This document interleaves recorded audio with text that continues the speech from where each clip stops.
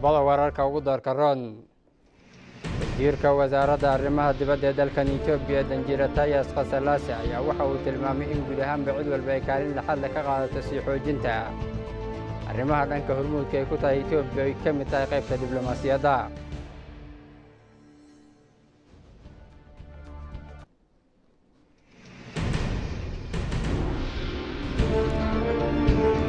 roobab mahiigaan oo ka da'ay waddanka Kenya ayaa waxaa la soo sheegayaa inay ku nafwaayeen in ka badan 70 qof halka sidoo kalena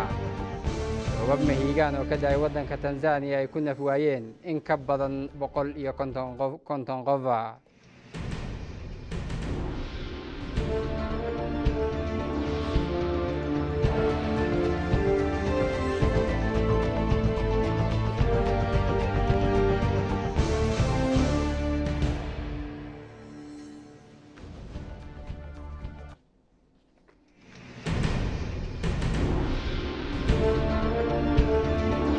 badan iyo qodobo kale oo faahfaahsan ayaad ku daawan doontaan wararka laanta afka Soomaaliga ee channelka luqadaha iyo TV anigoo Cabdiraxmaan Sheekh Cabdullaahina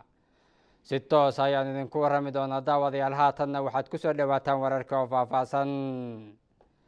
madaxweyne Sahle Warqi Zawde madaxweynaha Jamhuuriyadda Dimuqraadiga Federaalka Itoobiya ayaa waxa ay ku baaqday in maadaama wada tashiga qaran uu yahay mid guud ahaanba kaalin laxad ka qaadanayo xalinta dhibaatooyinka iyo weliba qodobada kala duwan ee lagu kala duwan yahay dhibaatooyinka abuuraan loo baahan yahay inay cid walba kaalinteeda ka qaadato.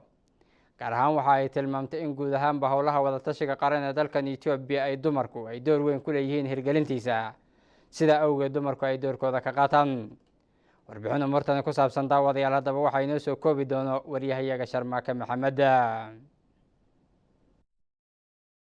haweenka ayaa la filayaa in ay si firfircoon uga qayb qaataan geeddi-socodka wadatashiga qaran. haweenku waa in ay si mug leh uga qayb qaataan geeddi-socodka wadatashiga qaran, doorkoogana ka qaataan sidii dhismaha dowladnimo u noqon lahaa mid taabagal ah. guddiga wadatashiga qaran ee Itoobiya ayaa qabanaya madasha wadatashiga halkudhigiisu yahay talo qaran oo idinka mid ah oo ku saabsan Itoobiya adiga oo adeegsanaya Itoobiya ayaa tashanaysa si loo muujiyo ka qaybgalka haweenka. madaxweyne Sahle Warqi Zawde waxa ay sheegtay in qabashada wadatashiga qaran ee loo dhan yahay ay wax weyn ka tari doonto horumarinta dhaqanka, abuurista talo qaran iyo wada shaqayn dhow. waxaa kale oo ay sheegtay in wadamada ka soo gudbay wadatashiga qaran ay dhistaan dhaqaale wanaagsan iyagoo abuuraya nabad waarta oo muhiimada gaarka ah siinaysa wada hadal iyo wada tashi. waxa ay carabka ku adkaysay in wadatashiga qaran ee ka socda Itoobiya uu faa'iido badan u leeyahay sidii loo dhisi lahaa wadan wanaagsan, sidaas darteedna loo baahan yahay in haweenku ay diyaar garoobaan sidii uga qayb qaadan lahaayeen ka qaybgalka waxtarka leh. waxaa kale oo ay tilmaantay in haweenku ay yihiin dhibanayaasha ugu badan ee colaadaha iyo kala aragti duwanaanta ka jirta Itoobiya. sababtaasi awgeed ka qaybgalka haweenka ee dhismaha dowlad goboleedku waa muhiim. markaa waa inaynu xoogga saarnaa qaybgalka muhiimka ah ee geeddi-socodka wadatashiga qaran. waxaa kale oo ay sharaxaad ka bixisay in nimcada dabiiciga ah ee haweenka ee ku habeynta xalka istiraatiijiyadeed ka weyn tahay, sidaasi darteedna qaybgalkooda wadatashi mafududa, iyagoo aaminsan in codka haweenka muhiimada gaarka ah la siin doono wadatashiga qaran. waxayna ku baaqeen in si firfircoon looga wada qayb qaato dhammaan qaybaha kala duwan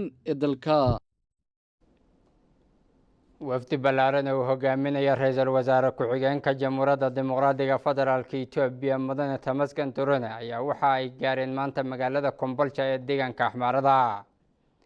wafdiga ayaa markii ay ka degeen gegida diyaaradaha ee magaalada Kombolcha waxaa halkaasi ku soo dhaweeyay mas'uuliyiinta deegaanka Axmaarada iyo weliba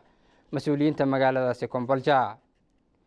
ujeedada ra'iisul wasaare ku-xigeenka dalkan Itoobiya Mudane Tamaskan Turone u tagay magaalada Kombolcha ayaa waxa ay tahay sidii uu soo indhayn lahaa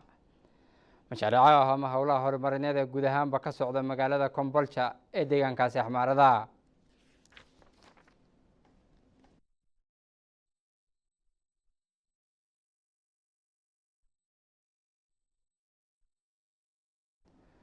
wasiirka wasaaradda arrimaha dibadda ee Jamhuuriyadda Dimuqraadiga Federaalka Itoobiya Danjira Tayas Qasalaase ayaa waxa uu ku baaqay in cid walba ay ka qayb qaadato sii xoojinta horay u socodka iyo weliba doorka Itoobiya ay ku leedahay arrimaha dhanka diblomaasiyadda ee dalkan Itoobiya. kulan ay soo agaasintay wasaaradda arrimaha dibadda ee dalkan Itoobiya oo abaalmarin iyo weliba aqoonsi lagu siinayo qaybaha kala duwan ee xarumaha macadyada iyo weliba shirkadaha kala duwan ee doorka muhiimka ah ka qaatay qabsoomidda shir madaxeedkii 37 ee Midowga Afrika iyo weliba kii golaha fulinta ee Midowga Afrika ee ka qabsoomay magaalada Addis Ababa ayaa waxa uu ka qabsoomay magaalada Addis Ababa. xarumahan sida weyn uga qayb qaatay inuu si hufan u qabsoomo shir madaxeedka 37 ee Midowga Afrika ama hogaaminta Midowga Afrika ayaa waxaa ka mid ah shirkadda duulimaadyada Itoobiya, maamulka magaalada Addis Ababa, wakaaladda arrimaha socdaalka iyo weliba jinsiyadda Itoobiya, shirkadda Ethio Telecom, xarumaha iyo weliba wasaaradaha kala duwan ee ka mid ah wasaaradda dalxiiska ee dalkan Itoobiya, bahda warbaahinta iyo weliba hay-ado kale oo ka mid ah dowladda iyo weliba kuwa kale. gaar ahaan sidoo kale waxaa abaalmarintan la siiyey ama abaalmarinta qaybta dahabka la siiyey wakaaladda warbaahinta Itoobiya EBC, taasoo guud ahaanba si hufan uga qayb qaadatay sidii shirkaasi u noqon lahaa mid sidii loogu talagalay u qabsoomo, gaar ahaan dhanka tabinta barnaamijyada live-ka ee ku aadan shir madaxeedka 37 ee hogaaminta Midowga Afrika.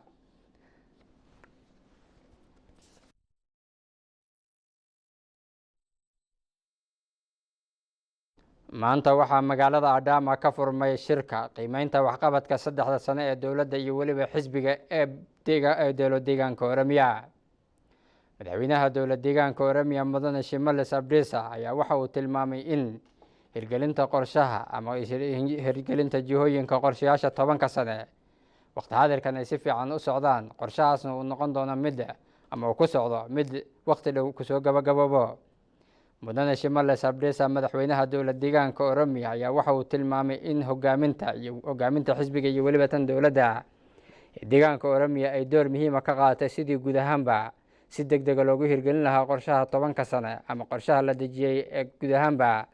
dhinacyada kala duwan ee horumarka dhanka barwaaqada 10 sano ee guud ahaanba dalka iyo weliba deegaanka Oromiya. madaxweyne Shimallis Abdiisa ayaa waxa uu tilmaamay in kastoo guud ahaanba howlo fiican laga qabtay dardargelinta qorshayaasha kala duwan ee ku aadan howlaha dhanka horumarka, haddana ay caqabado kala duwan ay jiraan daldaloolooyin kala duwan oo caqabad ku ah hirgelinta qorshayaashaas oo ay ka mid yihiin ku dhaqanka hirgelinta ama ku dhaqanka nidaamyadii kala duwanaa ee la dejiyay ku aadanaa sidii guud ahaanba loo fulin lahaa qorshayaashaasi. sidoo kale waxa uu tilmaamay in arrimahan ay dhibaatooyin ku noqdeen howlaha ee dhinaca ilaalinta nabadgelyada iyo weliba hirgelinta guud ahaanba deegaankaasi Oromiya. madaxweynaha ayaa waxa uu tilmaamay in sifo guud ahaanba loo xalliyo dhibaatooyinka kala duwan ee ka jiro dhinacyada nabadda iyo weliba horumarka deegaankaasi Oromiya ee caqabadana ku ah hirgelinta qorshayaasha 10 sano ee hirgelinta dhanka barwaaqada. waqti xaadirkan hogaaminta dowladda iyo weliba tan xisbigu ahmiyad gaar ay siin doonto sidii loogu talagalay inay u hirgelin doonto.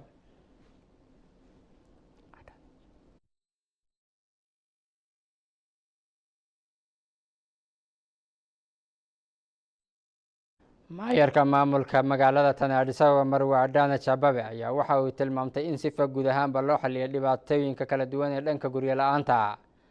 dowladda kaliya in xallin karin, balse dowladda waqti xaadirkan ay ahmiyad gaar ah ay siisay iyadoo kaashanayso qaybaha kala duwan ee hay'adaha ama shirkadaha kala duwan ee gaarka loo leeyahay ee guud ahaanba ku howlan arrimaha dhinaca dhismaha guryaha. haddaba Marwo Adana Chababe maayarka maamulka magaalada Addis Ababa ayaa waxaa maanta ay dhagax dhigtay dhismaha in ka badan 4,000 oo guryo wadareed kuwaas oo laga dhisi doono xaafadda Lagahar ee magaalada Addis Ababa. dhismaha guryo wadareedkan ayaa waxay yihiin kuwa guud ahaanba iska kaashanayaan ama maamulka magaalada Addis Ababa uu la kaashanayo shirkadda dhanka dhismaha guryaha ee lagu magacaabo Gift Real Estate, taasoo mid guud ahaanba kaalin laxad ka qaadato howlaha kala duwan ee dhinaca dhismaha guryaha.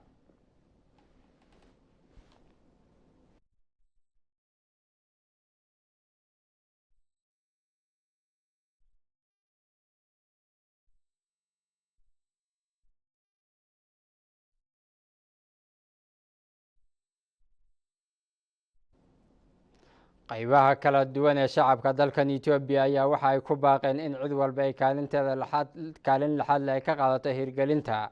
iyo weliba qabsoomidda wada tashiga qaran ee loo wada dhan yahay, maadaama uu yahay mid guud ahaanba kaalin lixaad la ku leh howlaha kala duwan ee dhinaca nabadda iyo weliba midnimada shacabka Itoobiya. haddaba warbixin martan ku saabsan daawadayaal waxaa inoo soo koobi doono waryahayaga Maxamed Jaamac. qaybaha kala duwan ee shacabka magaalada Asoosa ee deegaanka Benishanguul Gumus oo TV-ga ETV la wadaagay ra'yigooda ku aadan shaqooyinka iyo faa'iidooyinka guddiga wadatashiga qaranka ay ka wadaan dalka ayaa sheegay in waqtigii ku habboonaa uu yimid guddigan iyagoona sheegay in wadahadal kaliya lagu xallin karo dhibaatooyinka dalka ka jira loona baahan yahay in la wada fadhiisto oo lagu wada hadlo waxa la isku haysto. haddaba waa kuwan qayb ka mid ah shacabka magaalada Asoosa oo ra'yigooda ku aadan shaqooyinka iyo faa'iidada guddiga wadatashiga siiyay warbaahinta ETV. እንግዲህ ምክክር ለሀገር ትልቅ ፋይዳ አለው። መነጋገር ጥሩ ነው። ፊት ለፊት የምትነጋገረው ነገር ውጤት ያመጣል። kadalhaan wadahadalku faa'iido weyn ayuu yahay haddii la isla fadhiisto oo la wada hadlo natiijo wanaagsan ayaa ka soo baxaysa wadahadalka. marka koowaad wuxuu wadahadalku faa'iido u yahay nabadeena Itoobiya, wuxuu u horseedayaa Itoobiya nabad waarta. waxa la isku hayo inta la isla fadhiisto oo la isweydiiyo waa wax wanaagsan oo aan ku helino nabad iyo horumar. dhammaan shacabka Itoobiya in la wada tashado oo mid la noqdo ayaa fiican. wax kastana waxaan ku gaaraynaa wada hadal iyo wada tashi. ምክክር ኮሚሽኑ እንደ አጠቃላይ ለሀገር ያለው ፋይዳ komishinka wada hadalka haddii aan fikradeyda gaarka ka dhiibto waxaan qabaa inuu yahay mid faa'iido ah waddanka oo dhan. haddii aan la wada hadal oo la isla fadhiisan waxaa masaxmayaan in la isla fadhiisto oo la isku soo bandhigo wixii la tabayo ayaa mid ku noqon karna. waxaan leeyahay waa faa'iido aad u weyn in la wada hadlo oo la isu yimaado. ማህበረሰብ ክፍል ለኛ ሀገር የሚጠቅም ነገር ላይ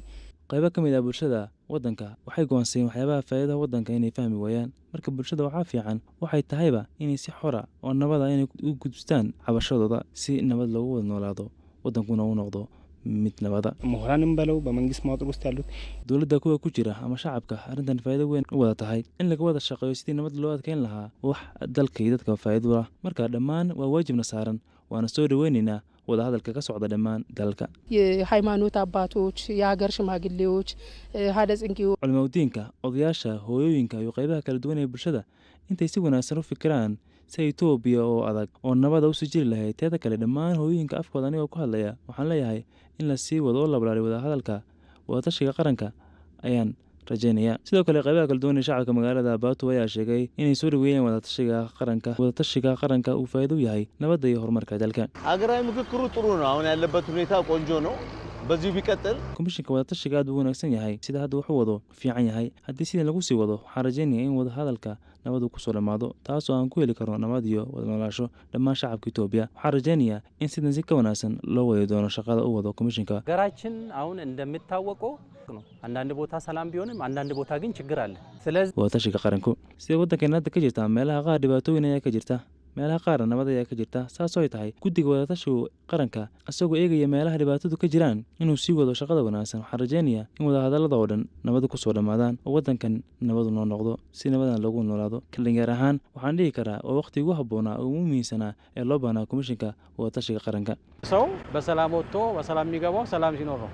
qofku waa inuu si nabada ku baxo, si nabadana kusoo laabto, si nabadana u noolaado. waxyaabaha imika jira intaa hal miis la isugu yimaado la wada fadhiisto oo la wada hadlo waxaan qabaa in wax wanaagsan ka soo baxayaan. dhibaatooyinku imika kuma soo dhammaadaan dagaal keliya, wada hadal unbaa lagu dhammayn karaa. runtii waxaad loogu baahan yahay waxaan leeyahay haddii la sii wado wada hadallada ilaa natiijo wanaagsan laga gaadhayo ayaan filayaa. ይህ ሀገራዊ ምክክሩ ሰላምን ያመጣል፣ ፍቅርን ያመጣል፣ አንድነትን ያመጣል። wada hadalka dalku nabad ayuu keenayaa, isjacayl ayuu keenayaa, midnimo ayuu keenayaa. hadda ka hor waxaan soo maray dhibaatooyin badan laakiin in lagu taamil qaato ayaa fiican. waa in la wada hadlo oo lasoo fadhiisto ayaan nabad ku helinaa. waxaan leeyahay midaan noqonno oo aan ka heshiino waxaan isku haysanno siduu dalku nabadii horumar ku gaari lahaa. guddiga wadatashiga qaranka ayaa wada dadaallo badan oo laisugu keenayo shacabka kala duwan ee dalka si tabashada shacabka loo dhageysto loona xaliyo dhibaatooyinka soo noqda ee dalka. shirkadda tareenka Itio Jabuuti ayaa waxa ay sheegtay in 9kii bilood ee la soo dhaafay la soo xareeyay dakhli kor u dhaafay 2.4 bilyan oo bir. haddaba warbixin martan ku saabsan waxa inoo soo koobi doono waryahayaga Sharmaake Maxamed. tareenka Itoobiya ilaa iyo Jabuuti ayaa soo xareynaya in ka badan 2.4 bilyan oo bir 9kii bilood ee u dambeysay. shirkadda gaadiidka tareenada ee Itoobiya ilaa iyo Jabuuti ayaa sheegtay in 9kii bilood ee u dambeysay ay ka heshay dakhli ka badan 2.4 bilyan oo bir rakaabka iyo gaadiidka xamuulka. sida uu sheegay maamulaha guud ee shirkadda gaadiidka tareenada Dr. Cabdi, shirkaddu waxay bixisaa adeegyada gaadiidka rakaabka iyo xamuulka. waxa uu sheegay in ururkani uu kaalin weyn ka qaadanayo isku xidhka dhaqaale iyo bulshada gobolada ee xooggan iyadoo maalin walba ay daabulaan 700 ilaa 1,000 qof waxa uu sheegay in ay muujinayso in la dhisi karo kaabayaal dhaqaale oo faa'iido badan u leh muwaadiniinta iyadoo la hirgelinayo wadooyin tareenno oo cusub labada dalba oo ay ka mid yihiin Sabata iyo Holal waxa uu tilmaamay in 6 sano ee u dambeysay ay shaqeeyeen adeegyada gaadiidka tareennada uu kor u dhaafay 35 ilaa 41 boqolkiiba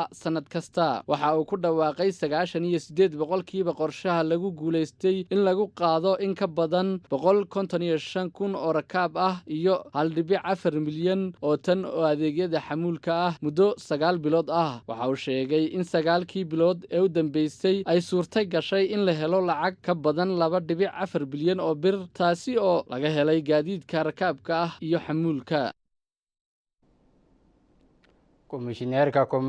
komishinka maareynta khataraha masiibooyinka ee Jamhuuriyadda Dimuqraadiga Federaalka Itoobiya Komishineer Shifarow Tagla Maryam ayaa waxa uu tilmaamay in guud ahaanba komishinku uu ku xoolan yahay sidii howlaha kala duwan ee gargaarka bini'aadanimo loo gaarsiin lahaa qaybaha kala duwan ee shacabka ee u baahan in la gaarsiiyo gargaarada bini'aadam mar kale Sharmaaka Maxamed iyo warbixin umurtan ku saabsan nala daawada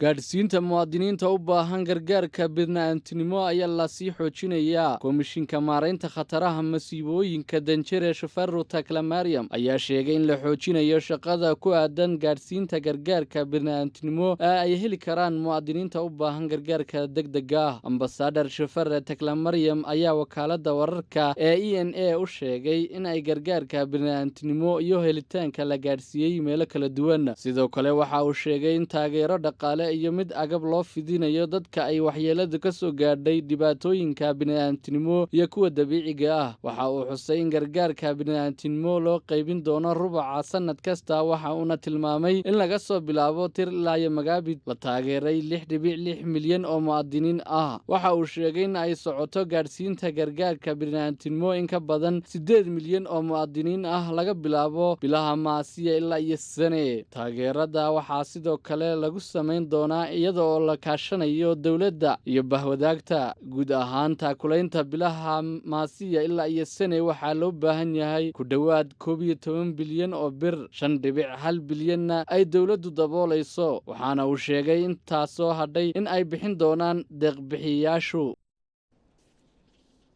hagaag daawadayaal haatan dalka dibadiisa roobab mahiigaan oo ka da'ay wadanka Kenya toddobaadkan ayaa waxaa la tilmaamay in ay saameeyeen qaybaha kala duwan ee bulshada iyadoo sidoo kalena fatahaadaha iyo waliba roobabka mahiigaanka ka da'ay wadanka Kenya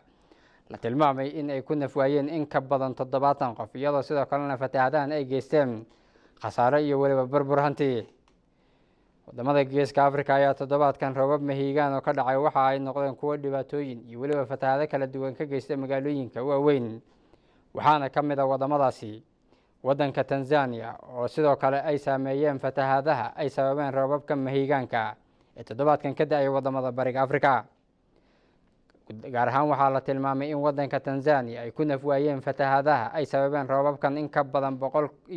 qof oo shacabka wadankaasi ah iyadoo sidoo kalena ay saameeyeen ama ay sababeen burbur hanti iyo waliba mid nafeed oo ku aadan guud ahaanba magaalooyinka wadankaasi Tanzania guud ahaanba dowladda wadanka Tanzania ayaa waqti xaadirkan waxa ay bilaabaysaa ololo heer qaran oo lagu gurmada oo guud ahaanba looga samata bixinayo goobaha kala duwan ee fatahaadu ay saameeyeen dadka ku nool kuwaas oo guud ahaanba waqti xaadirkan dhibaato baan ay geysteen sidoo kale wadamada sida baan ay u saameeyeen roobabka ama fatahaadaha ayaa waxaa ka mid ah wadanka Burundi oo la tilmaamay in fatahaadahaasi ay barakiciyeen in ka badan 100,000 oo ka mid ah shacabka wadankaasi Burundi guud ahaanba waxaa la tilmaamay in saameynta isbedelka cimilada oo sababtay isbedelada dhanka cimilada waqti xaadirkan ay sababeen roobabkan mahiigaanka oo fatahaado ba'an sababay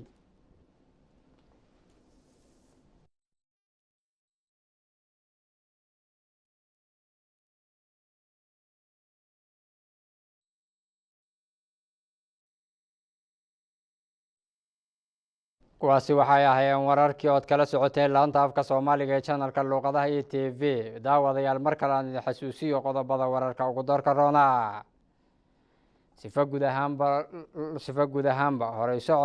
guud ahaanba horey loogu sii wada arrimaha dhanka diblomaasiyadda ee guulaha ay ka gaadhay Itoobiya waa in cid walba ay kaalinteeda ka qaadato sida waxa yiri wasiirka wasaaradda arrimaha dibadda ee dalka Itoobiya Danjira Tayaas Fasalase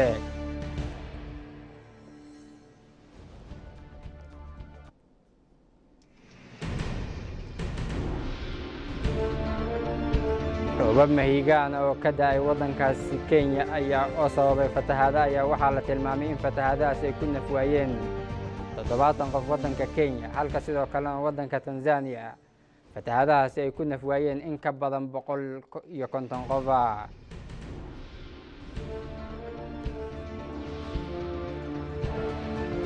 ku mahadsantiin daawashadiina waa anigoo Cabdiraxmaan Sheekh Cabdullaahi ee dhammaan babada laanta afka Soomaaliga ee TV inta mar kale hawada ku kulmi doona waxaan idinkaga tagayaa sidaas iyo nabadgelyo